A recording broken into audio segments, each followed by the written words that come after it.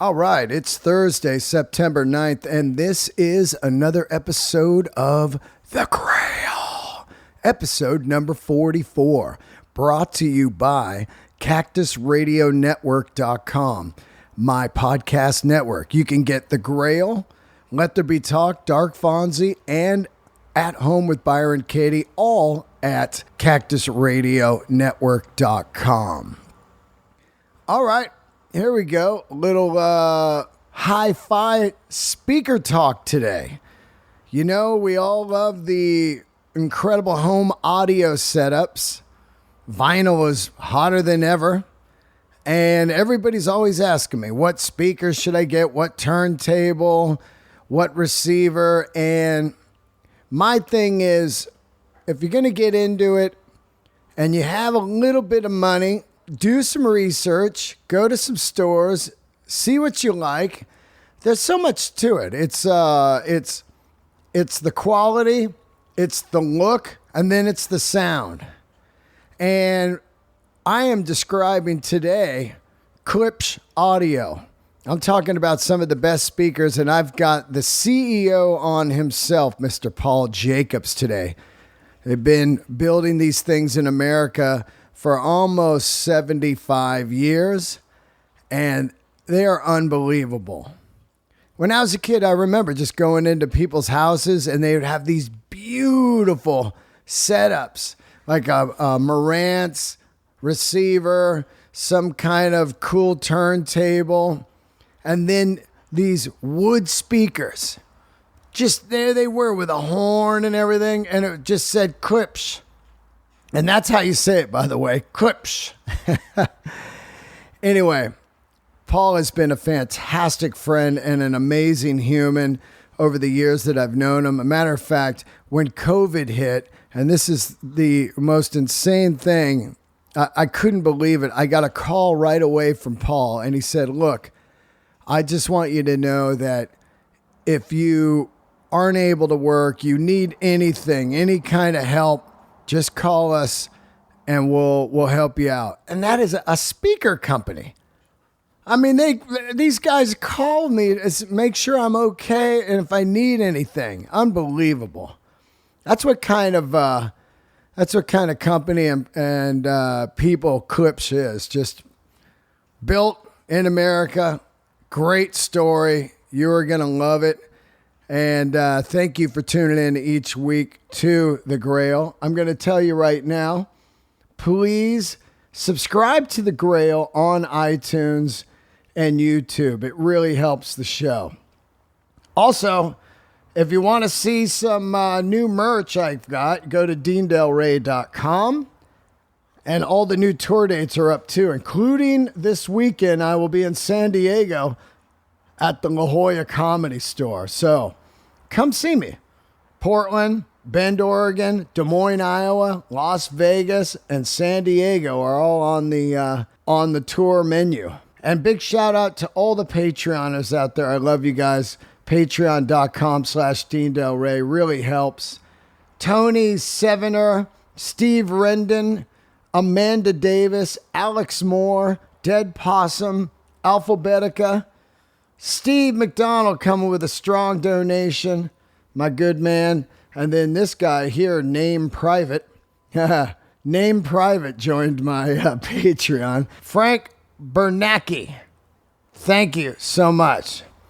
Also, I want to give a shout out to the leaf blower that shows up about 10 minutes into this episode. Thank you, leaf blower, for being a piece of shit and stopping by early morning like you do.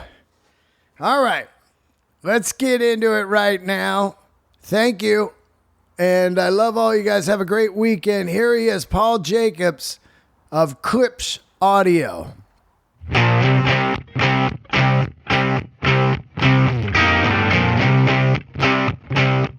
Introduce yourself. My name is Paul Jacobs. I'm the CEO of Klipsch Audio. That's right. How do you fucking say this name? It's one of the great questions. It's like, how do they build the pyramids? Yeah. Klipsch. Klipsch. K-O-I-P, Klip, S-C-H, sh.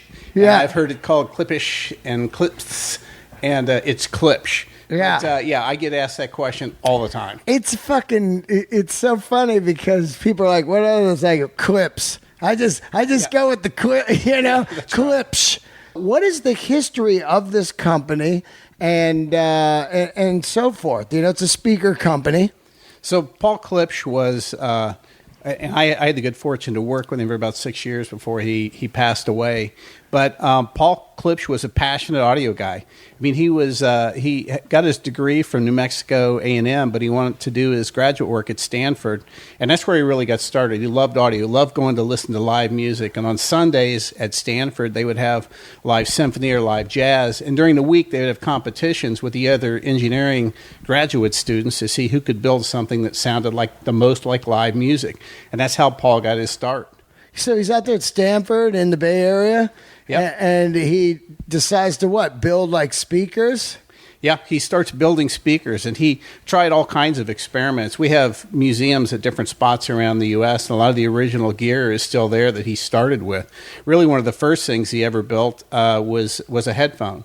But the first company was really formed in 1946, but that was long after he'd started building speakers. And that's when he finally got satisfied that he could launch the Klipsch horn, which compared to the Cornwall, the Klipsch horn is a massive, massive speaker, much bigger than the Cornwall. I seen it. It's like now these speakers, if people, what you should do is right now immediately go to their website, and as we're talking about this stuff, you can look at it because it's unusual style of speaker. Most speakers have a one speaker, or they'll have a speaker and a tweeter, or they'll have a speaker, tweeter, and a sub, all that kind of stuff. But these have these unusual kind of horns and everything. Yeah. So Paul's whole theory, behind building speakers, and he tested all kinds of things, was that low distortion and controlled directivity were extremely important to him, and horns deliver that the most. So by high efficiency, you get low distortion. What does high efficiency mean? It means that he could take a driver the size of a quarter, strap a big horn on it, and make it sound like it was a driver the size of the horn, which meant that the driver has to work less. So you had higher efficiency, it didn't have to work as much, which used less power, created less distortion, and that's where you get the real live music sound. Klipsch was never about creating great hi-fi. It was about recreating the live music experience, and horns do that better than anything else. So it's a completely different outlook on how to deliver hi-fi sound. Now, are there hi-fi snobs that would be like, oh, that's definitely not like an audiophile speaker? Is that kind of people? Yeah, they're also the kind of people that will come up to you after they do those things in private and say they love this stuff and they have some at home. But really? Yeah, for sure. But that's okay. I mean, Paul used to, what he was famous for was he carried a buttoner, and he would put it on the backside of his tie or the lapel of his jacket, and it was a bullshit button. And he would go listen to the latest, greatest rocket scientist that was going to change the laws of physics, and then Paul would hold up his bullshit button. Right. He was a 6'4" mad scientist, bigger than life figure, and he took no shit, and he lived his life exactly like he wanted to live his life. Wow. Now, some people prefer this style of sound, so this would be more of a live sounding speaker, because when I do put this speaker on, it does sound like you're kind of in the studio. Yeah, that's exactly right. And that's, if you look at a lot of studio monitors, if you look at bands that tour, there's horns and tour equipment all the time. And a lot of the reason is the same thing. In movie theaters, they use horns, and it's for the same reasons. It's lower distortion, it's more output, takes less power. These things are bulletproof. You literally, to break them, you would have to work at breaking them. And that's what Paul used to use a phrase that he stole it from Enzo Ferrari. Enzo Ferrari used to say, I don't want to let my car be the reason you can't go fast. I want it to be your foot. Paul's philosophy when he built speakers is, I don't want my speakers the reason that you can't listen loud. I want it to be your wrist that can't turn the volume up. And that's really was one of the philosophies he had when he designed his speakers. So are they more designed for like, because to me, it's like you see them in bigger platforms and stuff, kind of like that company voice of the theater. You remember them? Sure. Yep. So is it made more for like, auditoriums and like say basketball gyms and like theaters and stuff like that? No, really, in the speakers you have, this is all mid-century modern stuff. And the resurgence for these kind of speakers has been crazy because I've been with the company for 26 years and we make a lot of small speakers. We make a lot of different things. But as vinyl came back around and people started getting back into vintage audio, right, the mid-century modern design of these kind of speakers, which were developed in the mid-50s, we can't build enough. The ones that you have were, we only built 70 pairs of these. It was for the 70th anniversary. Right, and they were sold out before they were ever built. Same with the Klipschorns and the Heresies. They were all part of this heritage family from the original designs of Paul, and it's been crazy. And it's back to what real live music sounded like in your home. Yeah. And at the time, to go to a live music show, you couldn't go home and listen to it. In those days, when he built the first Klipschorn, stereo didn't even exist in those days. It was single speaker. Oh, yeah, so mono. It was mono, so it was real breakthrough stuff. In our museum, we still have, when the idea of stereo first came around, Paul took two Brook tube amplifiers. They were 10-watt Brook tube amplifiers, put a door handle on them, and built this little speaker called a Heresy, and he traveled around to dealers around the country to set up 2 speakers and 2 amps so they could hear what stereo sounded like for the first time. And the idea was, you can't have a band in your home, but if we can recreate that experience. Because, live music, the difference between live music and hi-fi is the experience, the way it makes you feel inside. Right. And that's what Paul was all about, is how it made you feel. Wow, yeah. Because it's funny, because my buddy, he has these like $8,000 speakers, and he's trying to look at these, And I think it really comes down to what your ear grew up on, like I've got these old Advents over here. This is what I had before. So I was just running the Advents with Marantz, and it was a complete pure 70s sound, but I do, when I put these on, it's strange. It feels like I'm at the recording studio hearing because I recorded all my life, and all those playback speakers in studios have horns and everything. So you would bounce between studio monitors, desktop monitors, to the big ones, just to go back and forth and see what you're hearing. Yeah, no question. And we've had some interesting relationships because of it. And looking at some of the people that you've had on your podcast, and some of the people that passed recently. But Chris Cornell was an interesting one, because about 15, 18 years ago, all the high-end audiophile companies wanted to do a shootout and prove that horns were wrong. And so Chris was the guy that they chose to listen to all the speakers. A lot of expensive stuff. And in the end, he picked the Klipsch's, and this is what he said. He said, "This is what I hear in my head when I write the songs. Really? That's what the Klipsch make me feel." And he autographed the speakers, and we auctioned them off and gave the money to charity and things. But everybody has their own taste, and there's a lot of stuff I listen to on other speakers and I love. Yeah. But I know what ours sound like, and I enjoy them. And to get to work for a company that had a founder like Paul Klipsch, who was, if you know about the hi-fi industry, it was started in the U.S. Yeah. So the entire world's hi-fi industry was started, and it was Paul W. Klipsch and James B. Lansing and Avery Fisher and Saul Marantz. And when I would go to Paul's house in Hope, Arkansas, his pictures of he and his friends, that's who they were. Wow. And so as a young guy in the industry, I was smart enough to know I was in the presence of greatness. Right, yeah. And pure audio guys. Pure audio guys. And when he was at Stanford, one of his claims to fame was at the time as a graduate student, he was grading the papers of both Hewlett and Packard. Wow. And it's just, we have in our archives in our museum, we have a lot of that kind of stuff. And I'm like, I started playing music. That's how I ended up in this industry. And to sit at his house and drink Bushmill whiskey and have him tell stories of growing up in audio and everything and building these speakers, he believed in it. He was passionate about it, and it's been an unbelievable honor for me to be part of it. Now, you guys don't make any speakers without the horns, do you? No. Right. So that's basically your complete philosophy. Now, when you're doing the shootout with Cornell, why were the people so destined to shoot down the horn sound? Because most people weren't using them. When Paul first started using horns, there was a bit of snobbery about the fact that they weren't refined enough, that they were too raw. Right. The mistake that a lot of them made is that they were trying to create this great hi-fi sound, real flat frequency response and things like that. And that's not what Paul was going for. He wanted that live music sound. You played in bands, and Yep. It's like if I played bass. Well, if you were ever in a rhythm section and you heard what a snare drum sounded like in your ear, it was not smooth and flat. No. It was pounding and harsh, at times. And so it was about, don't color the sound, just let it reveal whatever the artist intended when he recorded it. Listen to violins in an orchestra, they could be beautiful, but they're not always just completely smooth. And so what Paul's philosophy is just don't let the speaker change what the music was. Don't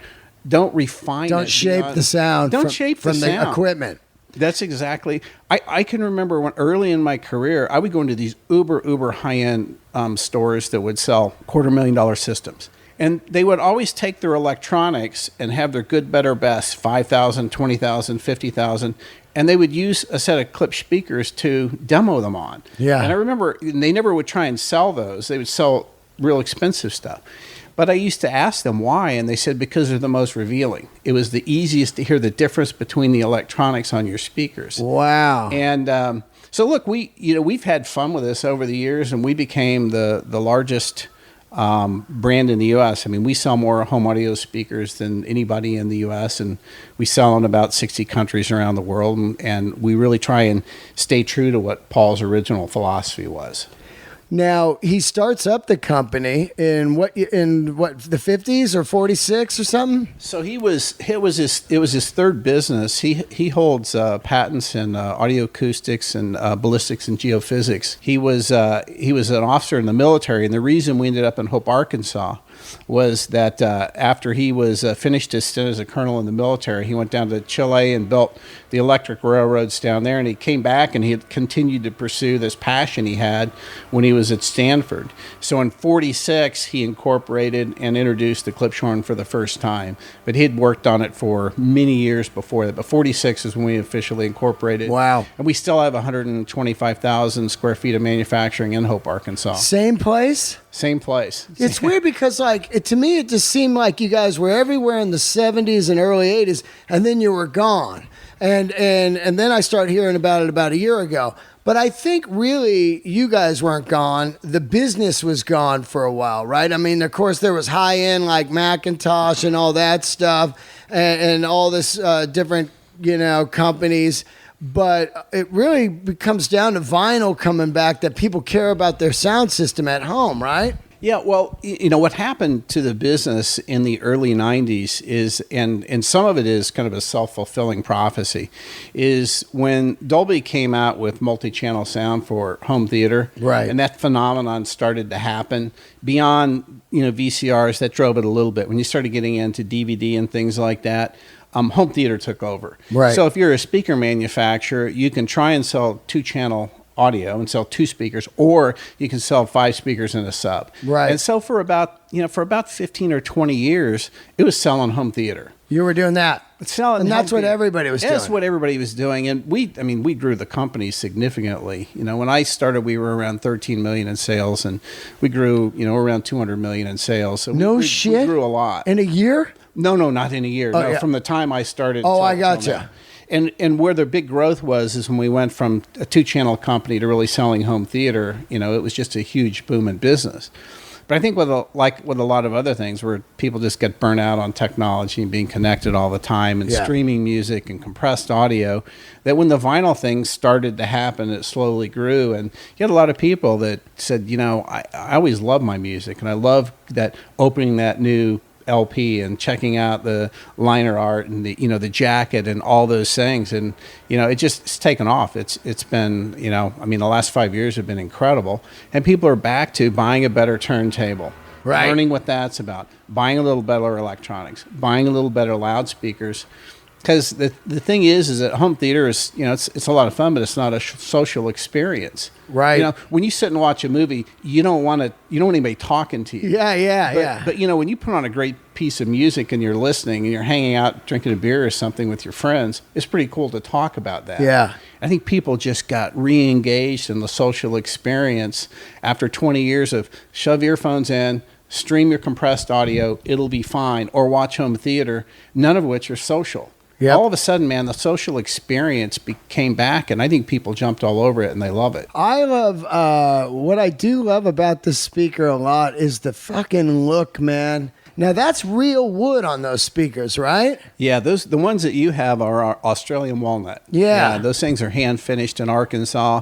The next round, I'm your friend Butch Walker, we're trying to do something for him right now. And I called him the other day. I said, September 21st is when they're gonna handcraft some more speakers. So you got to wait till then, Yeah. And that's just the way it is. It's not coming down an assembly line. They're not racing them off. It's not injection molded plastic or anything like that. They hand rub the lacquer, they sand, they go through it about 10 times. And, they're totally beautiful speakers. Yeah. How many employees you got? We have 300 employees. Whoa, 300. Yeah. Holy smokes, man. Yeah. That is incredible. And what seems to be the most popular speaker you have? Because when I first saw these, I was looking at your website, and I got to tell you, the photos are a little deceiving. Because I'm looking at the photo, and there's a cat walking by the speaker. So you can see what I got over there. I've got these Advents, and I go, those look a little bigger than mine. I'm good. And there's a cat walking by. And then when they show up, you see the boxes there. I go, well, that's got to be all padding and shit. And they whip out. I go, whoa, man. Now, what kind of people are buying a speaker this size around America? That's what everybody's using? No. I mean, this is very limited. We built 70 pairs of the limited edition, and we'll probably do, maybe 300 sets of Cornwalls a year. They're expensive. They're beautiful. It takes a lot of space. You have to have a special room for them. Yep. But again, it's about whether it's a fine Swiss watch. They don't, they're numbered, and they don't make hundreds of thousands of them. They make limited run. We have the set of speakers that we sell more in mass and quantity would be our reference Premier, which are a little more traditional, a little more modern looking. They are taller and thinner and completely different than these speakers. Right. We have a series called the Heritage Series, which is the Heresy and the Cornwall, the La Scala, and the Klipschorn, and we just launched, we added one more product to it, the Forte. That is a phenomenal speaker. One of the now, best the Forte is exactly this, right? But just slimmer? Yeah, it's a smaller version. Yeah, right. Pretty much. It's what I've always said about it with our sound, whether it's a Heresy or a Forte, or you move to a Cornwall, La Scala, or Klipschorn, it's that same Klipsch sound. Wide dynamic range, high efficiency, a lot of punch, live music. It's how much of it do you want? Right. How much space can you handle? And so that you're not listening and saying, well, this sounds different than this. There's just more of a Cornwall than there is of a Forte. Right. But that sound is there, and it's fantastic. Well, what I find with the Cornwall, and I'm going to tell people this if you're going to get a speaker, which I highly recommend you get, because people always hit me up, what should I get for equipment? And first thing I ask is, what is your price range, man? Because, people come at you with that. And to me, it was like, first to me would be Macintosh, audio gear. And to me, Macintosh is a lot like Rolex. It might seem expensive, but it really is almost the mid-level stuff, as far as I'm seeing turntables now that are fucking $50,000. I saw some speakers that were $250,000. They're made out in Stanford. They're aluminum. I'm like, what? But what I want to say on this, and ask me and answer me if I'm right on this. When you get a Cornwall, if you're a guy who just listens to music, like say on volume 2 or 3, chilling in the hut, you're not experiencing the Cornwall, right? Yeah, correct. You need to put, because I noticed when I put this thing up on like 5, it's a whole different speaker. That's why I think you'll be a lot happier with the Forte in here, because the size of the room that you've got, right? Unless you really need to turn these up. Right. The Forte will amaze you in this room. The other thing that I would tell you is it was something like a Cornwall. If you have a 5 or a 10 watt tube amp, if you want a really cool, interesting experience, is find a cool vintage tube amp of 5 or 10 watts. These things will blow you away. That's all the power they need to absolutely blow you away. Really, just like a mono block, a couple mono blocks at 10 watts. Yeah, 10 watts is all you would ever need to just blow yourself away with these Cornwalls. Really? That's how efficient they are. They need very little power. It's better to have a little bit of quality power for a piece like this than a set of speakers like this than something really expensive with 100 watts or 500 watts. They just don't need it. Right. And I'll tell you, with Macintosh and Klipsch, there's been a love relationship between our two brands for many, many years. And it's funny because especially in the medical community, you get some mid-40s to 60s doctors. Yeah. And Klipsch and Macintosh, it was like a rite of passage. If you were going to be an MD, you had to have Porsche 911. Got to have it. Yeah, the 911. Absolutely. And then the Klipsch, and then the fucking Mac. And you got to have the Macs with it, Yeah. And we used to do, when there were Klipsch horns in a lot of showrooms, one of the most fun things I used to do, if you ever remember the old Maxell tape commercial where the guy would be in the chair. Yeah. So we used to... we'd have the Klipsch horn set up on Macintosh Electronics and set a customer down, and I would go in the back of the room and I would just slowly turn the Mac up, just really slowly at a time. And my whole goal was I'm going to keep turning it up, no matter how you get some curmudgeon-y customer or something. I'm going to turn it up and get it to a point where they're going to break out in a smile because they're not sure if the room is going to explode or what's going to happen. Right. But it's that experience. And it wasn't that it was harsh or it was painful. It's just like they started the visceral feeling that they would hear and feel when you had those Mac electronics and the Klipsch horns going at the same time. Yeah. And there was never a time I couldn't put a smile on somebody's face. They would finally just shake with this giant smile and say, holy shit, what just happened to me? I've never experienced anything like that. I think that one of the things that caused the resurgence of vinyl is when people got tired of being told that listening to compressed audio was fine, which is not what the artists intended when they recorded the music. Neil Young will tear you apart on absolutely, that, absolutely. And we did some work with him on his Pono project, because he's like, this is ridiculous. That's not what my music was intended to be.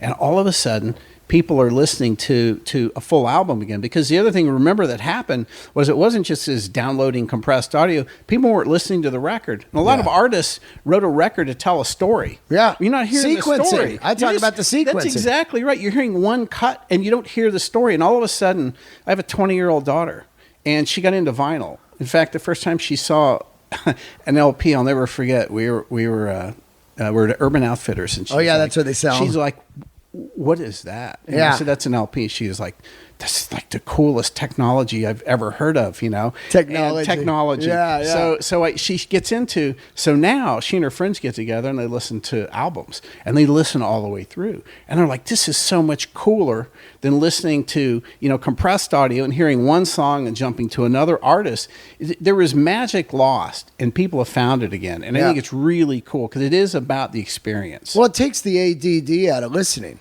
But to really get into it, and I don't think it's going to go away. They said that album sales have kind of leveled off right now, but I don't believe that it's ever going to, it'll just keep building again. Unfortunately, the record companies are getting fucking greedy with these $30 vinyls now, that should be $16. Yeah. But they're like trying to make up for the last 20 years of stealing music, which is crazy. If you think about it, though, and I've heard the same thing, that LPs have leveled off, but things go in cycles, and I'm sure there were a lot of people like me that when you got back into it, you were buying a lot of vinyl. Well, that was a spike, because you're out there, It's like, whoa, what happened to all my great stuff? That was a fake number. Now we're at the real number. Yeah, but it's still the numbers right now in vinyl are still the biggest years in the history of vinyl. Yeah. And, people lose sight of that. It's like it's just a fad. Well, maybe it's a fad. I don't think that it is a fad. I think that it's about the quality of life people are looking for. Yeah. I think people are tired of being told compressed audio, home theater. Again, it's back to none of it's social stuff. When I got in the business, it was all the business was done in the back rooms of the retailers. It was green bottled beer and a bag of dope. Yep. You know, and customers would come in and fire up a big, beautiful joint and drink a bottle of Heineken and listen to some music. And they're like, I want that experience in my home. Yeah. You know? And I don't know that everybody's doing that. Again, I think there's a fair amount of that goes on. And I'm sure, man. And, you know, it's about taking some time to decompress. You watch home theater, and it's like this massive stimulation coming at you. Yeah. But you talked about Hotel California. Throw Hotel California on this system and listen to it. Yeah. And it's just like you forget all the other stuff that's going on, man. And you get into it, and you understand what the Eagles were writing about with all that stuff. It's amazing, man. You know, music is such a big part of my life, and I just love handmade stuff, you know? And when I find out that it's not compressed particle fucking board, it's not, you know, jive like dumb speakers made in China, or, you know, just junk in China that you get and all disposable stuff. I mean, these are things that you saw.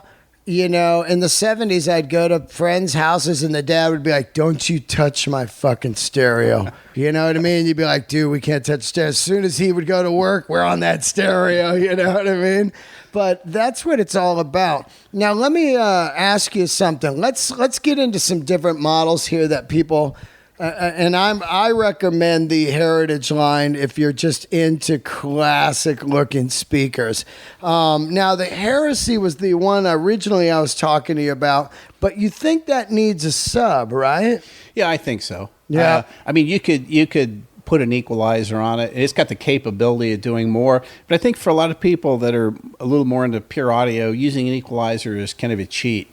So my view would be, if you want some more low end, just add a sub to it. And it's phenomenal. They're a phenomenal pair of speakers. But they don't really advertise that on your site, like, hey, you should get a sub. I'll mention that to marketing people. No, I'm just curious because, you know... Because that the reason I'm asking you is that Advent there is does not have a sub. You know what I mean? Yeah. Are you thinking from a hip hop frame of mind, or so you know the experience you were talking about with the Cornwalls when you said that until you turn it up a little bit, you don't get the full impact. You really don't. So the Heresies are a little bit the same way, because those speakers were designed originally.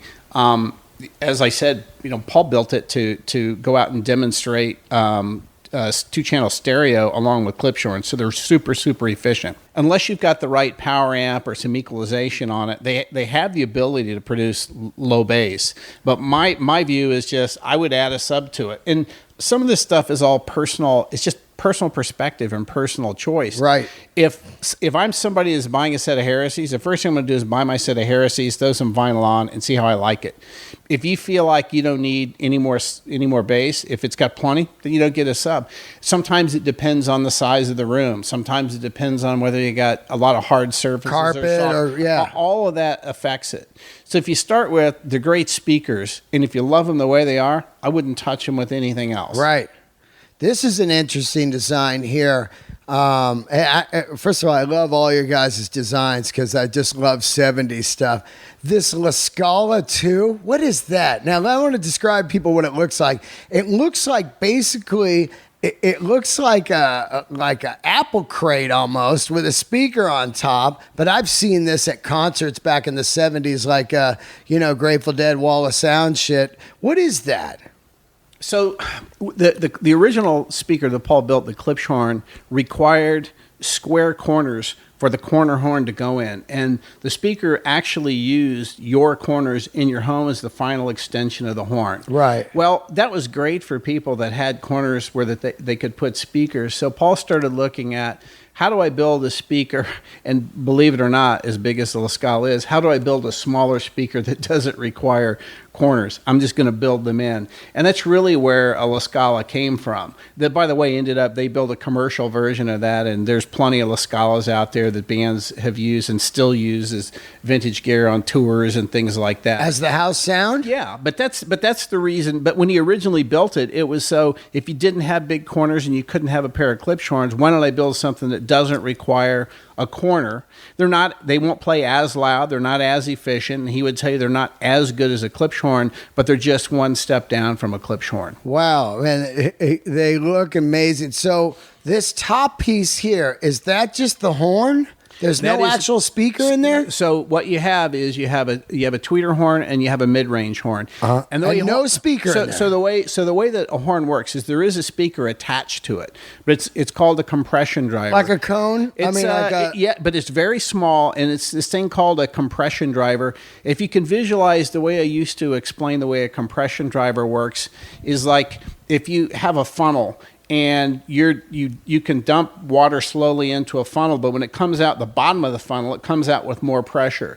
So the way that a compression driver works is it's almost just the opposite. It's the driver is on the small end of the funnel, right, so when it comes out at the end, it's got big throw. So you have in the top portion, you got the tweeter horn and you have the mid-range horn, and then if you see the bottom section, that's where you have the big horn, and instead of using your walls as the final extension of the horn, the sides of the speakers become the final extension of the horn. That's interesting, man. I mean, like that is some like, because people, you should look at the website because there's no actual per se speaker that no visible drivers, no visible big like 12-inch or 15-inch speaker in these things, and it's an interesting design. Now here's a question for you. When you guys were starting to make the home theater stuff, did these heritage designs, which I love, did they all just kind of go away? Not necessarily. A lot of the speakers that we built at the time, particularly the Forte, which we've just brought back as part of Heritage, right? They were natural made. In fact, even before home theater, if you looked at a Forte or a Heresy and you thought about what CD was like when digital first started to come along, those speakers were designed to handle it extremely well. When home theater came out, it became more difficult to do just the heritage kinds of design because now you're trying to put 5 speakers and a subwoofer in someone's home. Gotcha. So if it's big. Yeah, if it's a real high-end home theater, and we still do put these big speakers behind screens and things, but for the average person, you had to figure out like the center channel. What do you do? So like with all of our center channels, there are exposed traditional woofers for the low end, right? And then we use the horns for the high end and mid range. So we still get that high efficiency horn sound, but we couldn't do the traditional heritage design. They were just too big for most homes. It's crazy, man. Now you guys make all this stuff. In where you at? Arkansas? Hope, Arkansas. Yeah, the home of former President Bill Clinton. Is that right? Oh, yeah. There you go. Now, and it's always been in the same factory, and all the stuff is made in America. All of the heritage products are made in America. All of our pro equipment is made in America. All of our cinema equipment is made in America. Right. Some of the more mainstream headphones, products, stuff like that. Headphones and things like that. We have a factory. We have factories in China that we work with. We're trying to bring. We've got some new heritage headphones. I think we're going to bring the manufacturing back to Hope, Arkansas on those, and they're going to be more high end, real wood, metal, new technology stuff. And I'll send you a pair. I'm going to probably in the next 2 or 3 weeks. We've got some new stuff. We're going to get the first beta samples. I'll send you a pair and you can check them out. They're amazing, absolutely stunning. And we're going to try and build those down in Arkansas. That'd be great, man. I mean, headphones is such a huge business. Isn't it crazy? Yeah. It's funny because I was reading a thing, I believe is in the New York Times, where they had broke down the Beats headphone, and they said that they were really nothing even special. Isn't that crazy? It was a lifestyle thing. It was a fashion statement. Exactly. And those guys were brilliant. Jimmy Iovine and Dre were brilliant. They saw this opportunity. And if you hear the story, Dre wanted to do tennis shoes under his brand. I saw that. He got a hold of him and he said, no, man, let's do speakers. Yeah. And what they did was amazing. And for a company like us, the cool part is they gave people permission to spend a lot of money on a set of headphones. Right. And what we're trying to do is build something real high quality that is not for everyone. There is that in the high-end luxury world, there is that thing of limited availability. You know, if everybody has it, it's cool for a little while. But, you know, there's something that, you know, about someone like you know, when I look at the Marantz receiver that you've got, you know, you like having something that's vintage and cool and not everybody has. Yeah. We're trying to be that way with some of the products that we build. We don't have to be that big to be successful. And so that's why, but what they did was they told everyone it's okay to spend a lot, that you spend a lot of time with your headphones, buy something that's good. Arguably, you know, in the end, do they build good stuff? Well, look, if you buy it and you love it, that's all that matters in the first place, you know? What makes a headphone far more superior? One thing I did notice about the Beats headphone was how it felt when it was on. It was like, whoa, wow, this headphone feels beautiful on. You know, that was because you're wearing headphones, you want them to fit on your head, you know, and feel good and not just, you know, fall off and stuff. But what makes an incredible headphone? Well, first off, the way it feels on your head is incredibly important. Totally, the comfort, because the headphone can wear you out. It can make your ears hot. They can wear on you. So what makes it is that, first off, a lot of testing has to go into it's called clamp force, and then the padding that's used inside. You know, what's the quality of foam padding that you're using? They're not all the same. And then are you using leather or vinyl to wrap them in? You know, it's all of those things that go into it. It's an art form and then there's the hand feel, you know, of any product, whether it's a microphone or the way an iPhone feels in your hand. The hand feel of a product is important.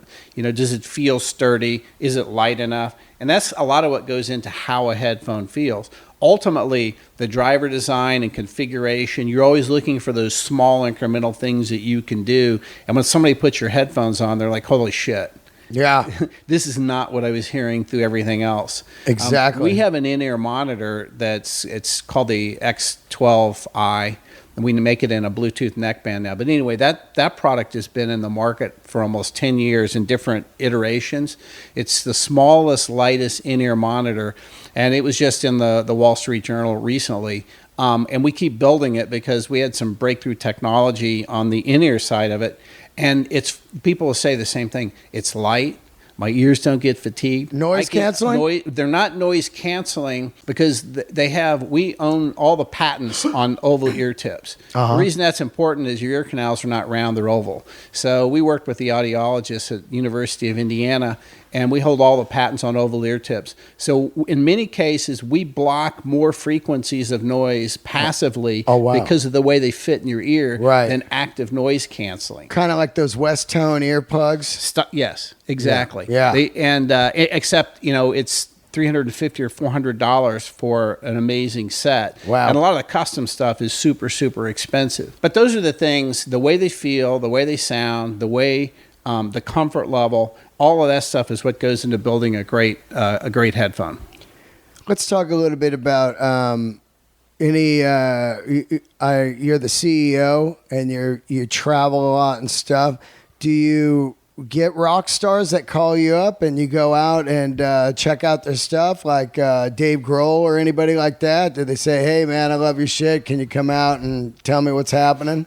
Yeah, a lot we do. In fact, I'm staying at the Sunset Marquis because I have like 20 years of amazing experiences. Love it there. And remember the whiskey bar? Of course, it was incredible. Is that still there? No, it's not. And I've got some unbelievable stories at the whiskey bar. Oh yeah. One of which was, and I was thinking about with the Cornwalls is.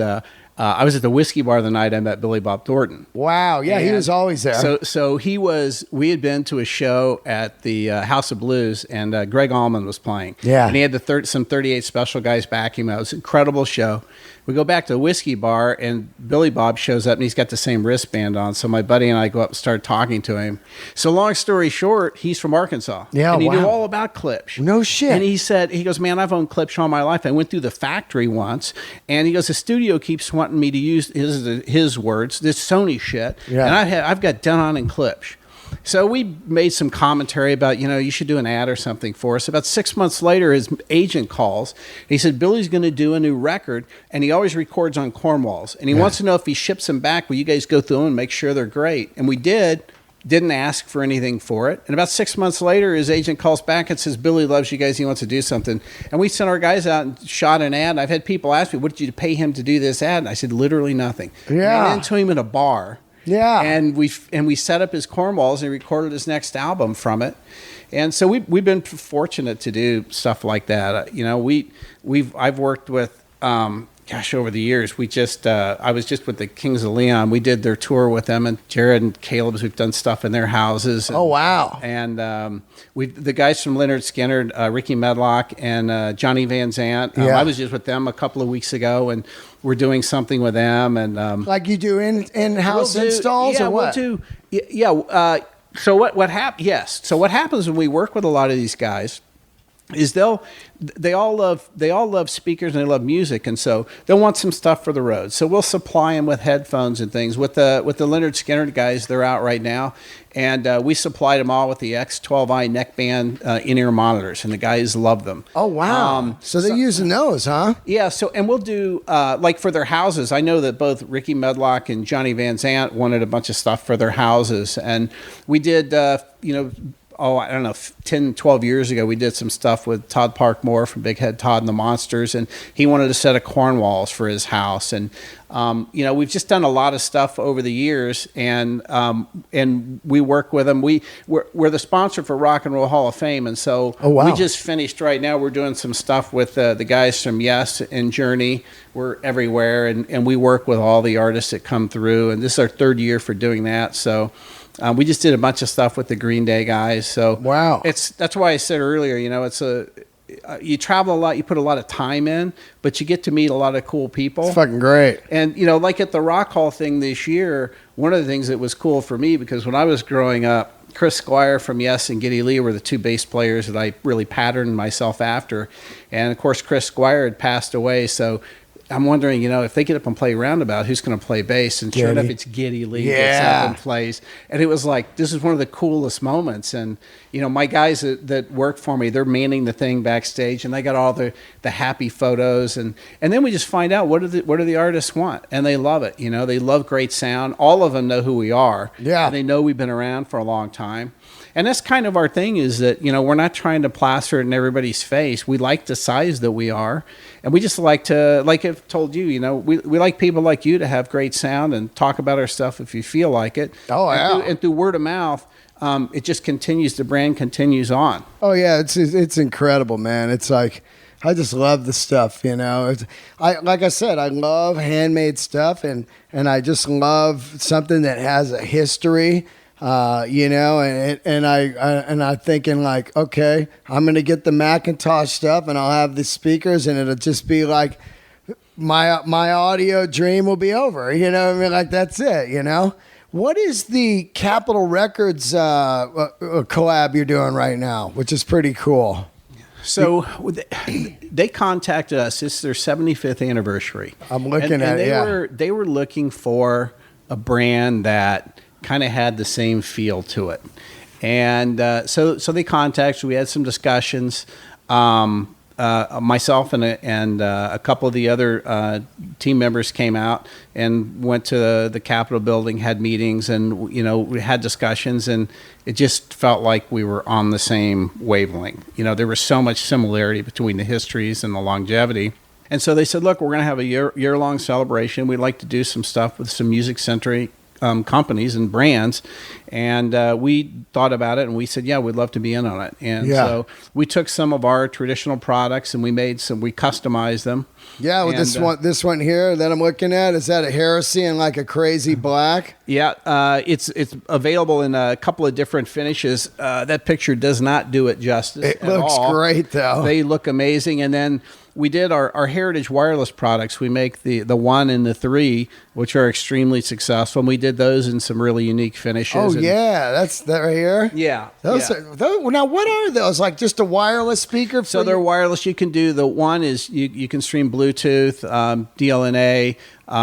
The 3 is also part of the Stream family. So you could put multiple of those around your house and do a whole house wireless system. Those are sick. They're unbelievable. The 3, the bigger one of the 2, is one of the highest rated products of its kind that's out there. Now that's just okay. Let me get this straight now. So you got the the wireless one or the 3, and they're both the same thing, but one's bigger. Yeah, the 3 is quite a bit bigger and more powerful. And so you could just run your iPhone and have tunes like in any room you're in. Yeah.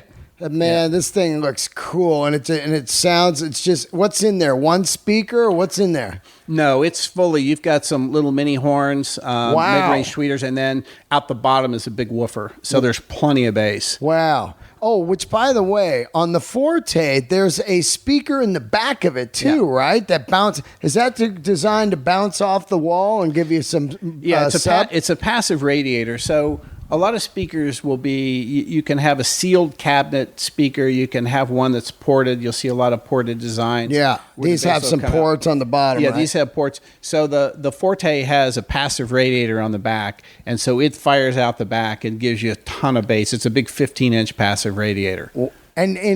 And then you have the speaker on the front also, right? Yeah, the active drivers are on the front. You've got a tweeter horn, a mid-range horn. You've got a 12-inch active driver on the front, and you've got a 15-inch passive on the back. Wow. Yeah. It's plenty powerful. It's powerful enough to have the police show up here if you want to turn it up for sure. Oh, yeah. Now, does that one sound good on like 2 or 3? It will be better than the Cornwalls, right, because these have such large cabinets. You know, they kind of call it, they need legs. So you either need a lot of power or a big enough room where, you know, these things can really get legs. Yeah. The Fortes you'll get a lot more action out of them at low volume levels. Your stuff is incredible, man. I absolutely love it. You've been with the company 26 years? 26 years, yeah. And how'd you start out? Were you just a guy that just walked in there and said, I'm looking for a gig? You were a musician, obviously. And it sounds like a company, you know, I tell a lot of people back in the day, when you played rock and roll, you had long hair and tattoos. The only people that were hiring where I lived would be like, you know, construction or landscaping or a music company, like say Mesa Boogie. Is that why you went in there?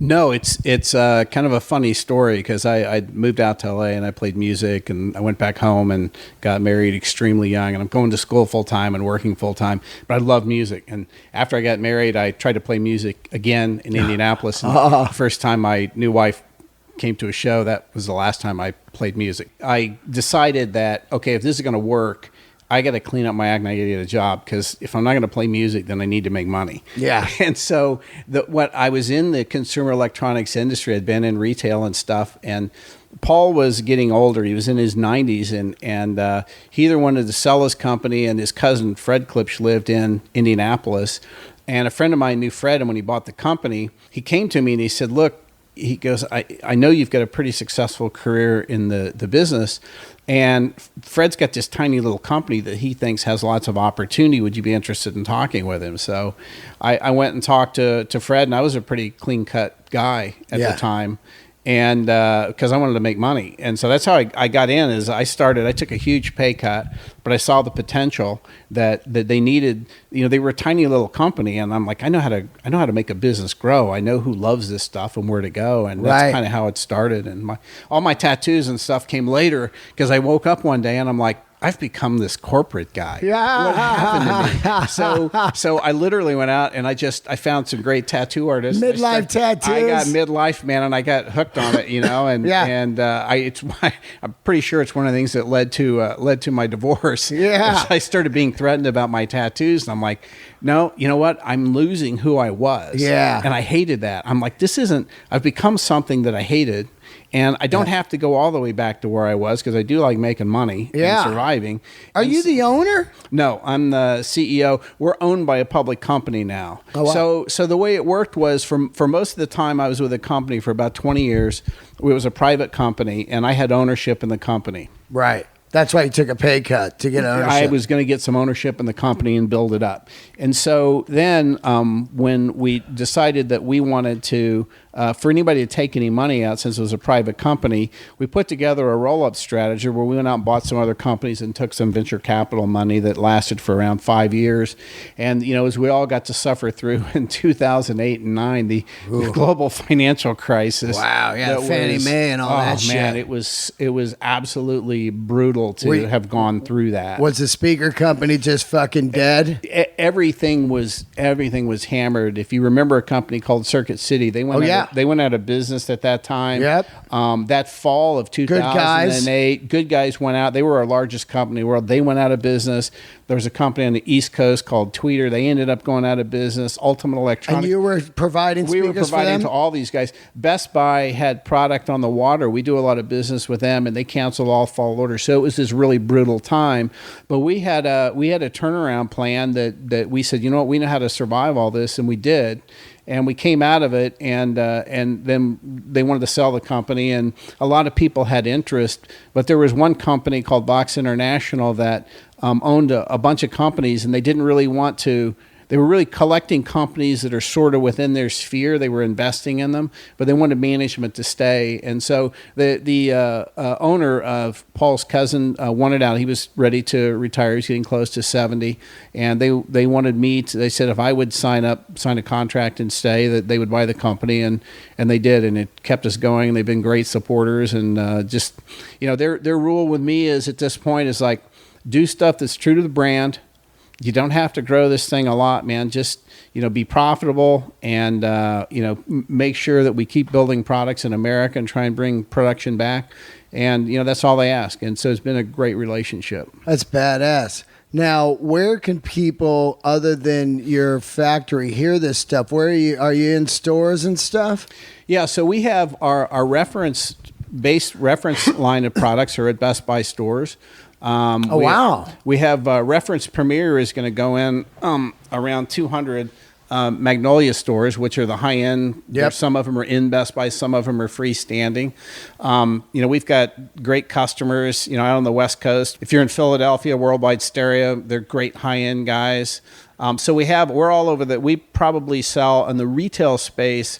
We probably have 2,000 retail stores across the country. Wow. Our fastest growing business is in the custom installation side, residential contracting. Right. That business is huge for us. People want somebody, they don't necessarily want a set of quorum walls, but they want sound through their entire house. And you guys go in and do that. Yeah. Or one of the fastest growing categories is outdoor. Landscape systems. Yeah. People are spending $15,000, $20,000, $30,000 on outdoor systems. And are you using your products on the installations? Yeah, we do series of landscape products now that can go in fit almost any application. Like the speaker rocks and shit? Speaker rocks, underground subwoofers, burial subwoofers. We make special amplifiers that are designed for just our speakers. So if you do an installation, it gets the most out of them. Wow. So, you know, so what we try and do is take the philosophy, and we still want people to have great sound. You can't put a set of corn walls in somebody's garden. No. And so don't be crazy. Build those for the people that want them, but then build an amazing system. So if you look at our outdoor systems, our speakers that go in the ground, they're bigger than everyone else's. They're more powerful than everyone else's. They will play louder and play more bass than everyone else's. Oh, wow. Here it is. Architectural outdoor. Yeah. Wow. Now, does it matter where the people live for installation? Or do you got people all over putting this stuff in? All over. So you just, what do? You call the factory and say, I live in California, and then you hook them up? They can, or you can Google clip speaker installations, things like that in California. And we have a lot of people that do installations. The way it's funny, the way that business works is it tends to be word of mouth more than anything, because if you're going to have somebody come into your house and cut holes and stuff in your floor, you're not going to do that until somebody you know has said, yeah, this is cool, this is going to work. Yeah. And it's very different than the retail space where you go in and listen. You get a recommendation from a friend or acquaintance. Then you meet with the installers and you decide whether or not. A lot of them will have small studios where you can come and listen. Right. Like with the outdoor systems, a lot of times these guys will show up. We make kits where they can show up at your home and they can set a system up for you and take you outside and let you listen to hear what it's going to sound like when they put a live concert in your backyard. I'm looking at these rock speakers, man. They're hilarious. They got big old ones. It looks like something off of like $6 Million Man, you know, that they would throw. Ching, ching, ching, ching. And then what are these other things? These just go in the ground? Yeah, like so this thing is buried underground. Right, and that just pops up, looks like a lamp. And that's actual speaker. It looks like a small lamp, and it is a massive subwoofer. Wow. That it's unbelievable Wow. low bass that comes out of these things. Oh, you guys also do turntables, huh? We do. We work with a company out of Austria called Project, and we have a couple of turntables. You know where I saw this?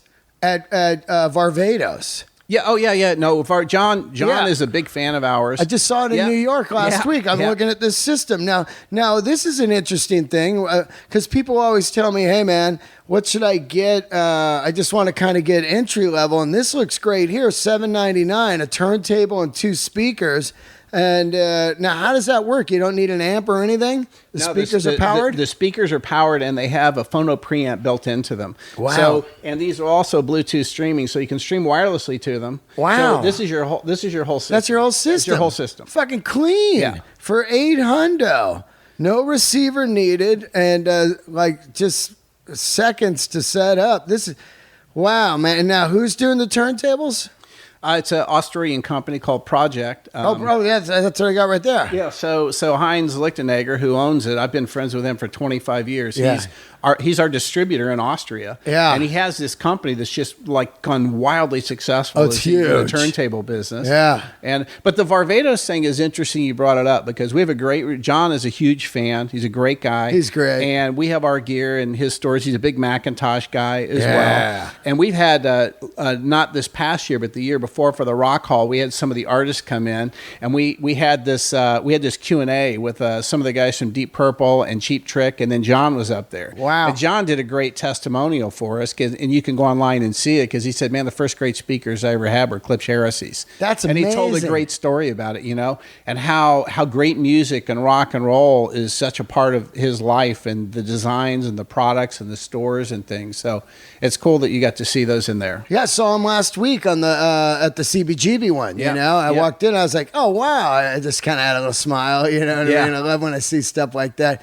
They're also they're interesting because they, at that particular one, they've got like used Macintosh and Marantz's and everything in there too. It's an interesting place, and they sell vinyl right in there. But this is really something cool here, because I think a lot of people, they really hit me up, and when I say, what is your price range, I think they're a little bit blown back about what stuff costs, And this seems right here to be completely kick-ass for all-in, one company, turntable, and speakers, man, for $799. This is awesome. Yeah, so the whole reason for it was when vinyl took off, and people didn't have turntables and things, they were going out and, I won't mention any brands, but you can buy some really cheap junk. And when you're spending $30 on a piece of vinyl, and you throw it on, it can tear it up. Yeah, absolutely. And all of a sudden, people figured out at $30 a record, and they sound bad, and they're being torn up because there's a bad cartridge or something.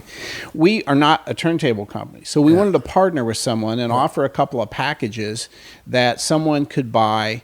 And there's one, I'm not sure if it's on the site, but we do. We have this pair of Heritage wireless speakers called the Sixes, right? And we have a little walnut turntable from Project that we do some bundles with also. So we don't claim to be a turntable company, right? But we wanted to offer some turnkey solutions for that person that maybe was ready just to step up. Yeah. And, they didn't have a ton, but they started to figure out, if I'm dropping $20-$30 on a piece of vinyl and I'm going to buy a lot of it, I want something that sounds good.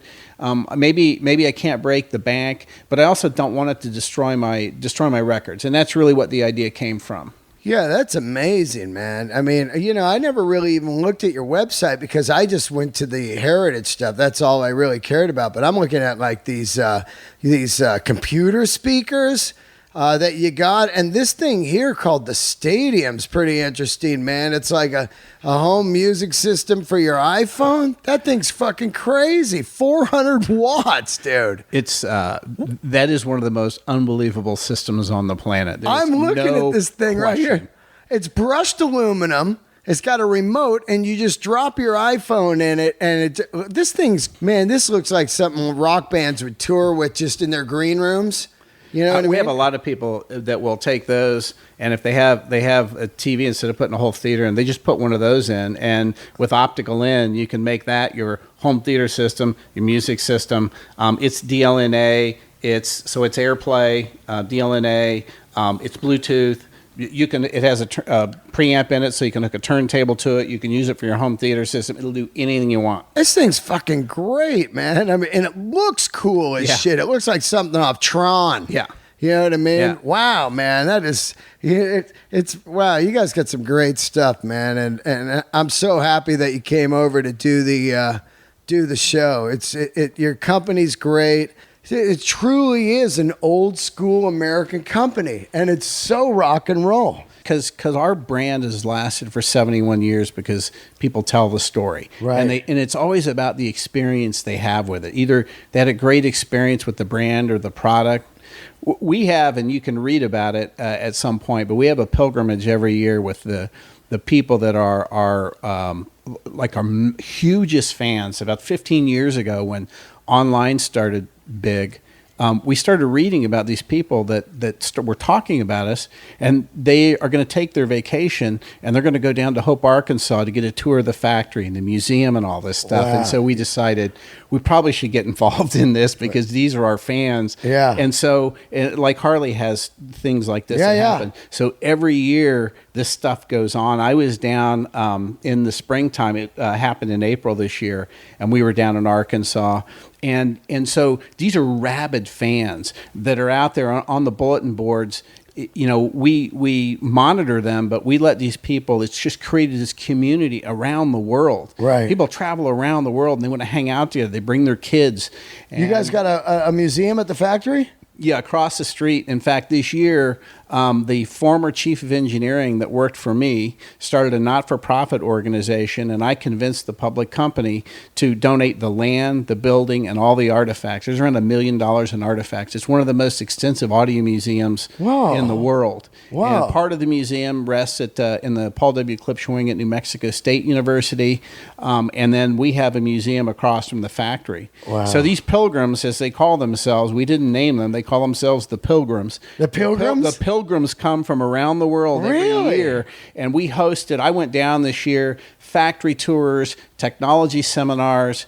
There's a very wealthy farmer that has this massive spread outside of town, and one of the largest sound systems I've ever seen is that they bring live music in, they play music, they bring their RVs in if they're from, I mean, these are really wealthy, you know, attorneys, doctors, lawyers that come, and it's all because they want to touch it and feel it. It's about the experience. All the speakers, all over the speakers. It's all over the speakers, man. And it's all over the story. It's all over, most of them have stories about some encounter with Paul Klipsch, or, you know, he wrote him a letter back, or what, you know, whatever it might be. And now they're bringing their kids. And when I got up to speak this year, they wanted me to do a 1 hour Q&A, and I'm like, man, these people know more about this business than I do. Yeah. And there were all kinds of questions. It was one of the coolest things I ever did. I finished after the hour, and I had one of the original founders of this group came to me in tears. Wow. And she said, I feel so confident after listening to you that this company is going to be good for another 70 years. Wow. And I'm like,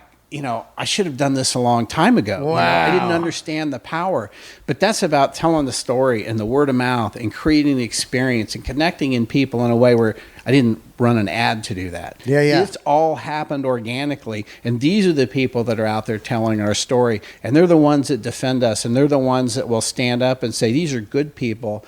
They're down in Arkansas, and they get to meet the people that are handcrafting these things, and that put their heart and soul into it, that love doing it every day.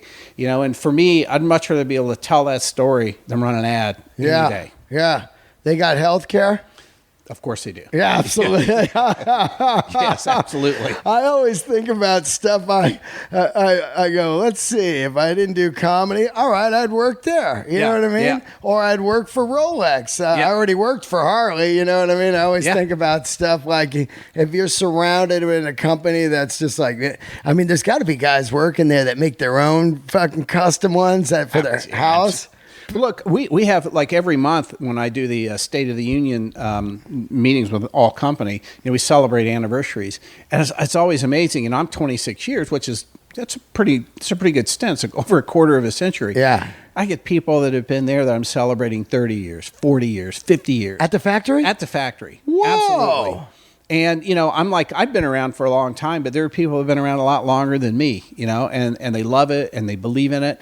And in a lot of cases, I was telling one of them the other day, we sort of grown up together. Yeah. We were all young when we started doing this, and we've survived all the changes and all the industry changes and everything that's happened. The fads that come and go, and the latest, greatest thing that's going to reinvent the world. And yet, you know what? It comes back to, here's a set of speakers sitting right here that were designed in the 50s to do exactly what they're doing right here. Isn't that weird, dude? It's how stuff comes full circle. Look at a Rolex watch. Yeah. What does it do? People are looking for flying cars, and then they realize, who cares if you even had one? I got some speakers and a watch. That's it. Yeah. That's it.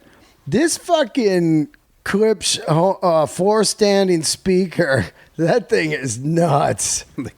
That's the Klipsch horn. Yeah. It is. Is that the original design right there? The original one? Yeah, it's gone through. That was the original idea. That speaker. If you were to go, if you come to the museum, you can see.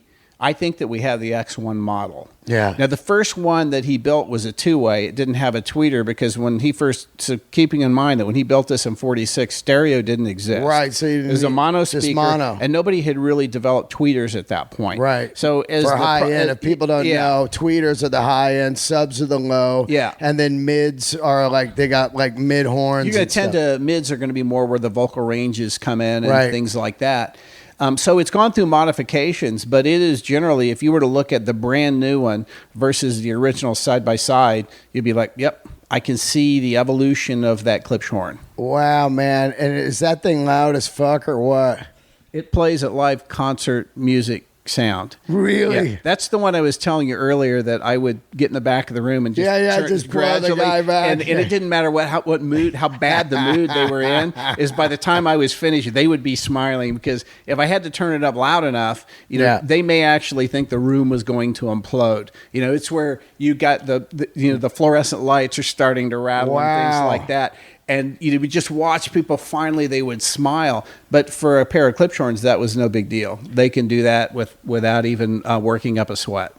I got to give you guys a big shout out too. Your website is fantastic. It's always updated.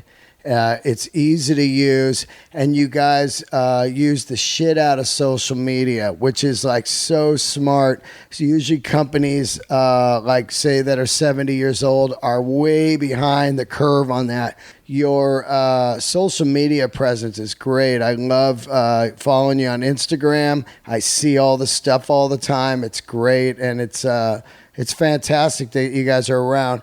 Give everybody where you can get a hold of course, the website, which is klipsch.com.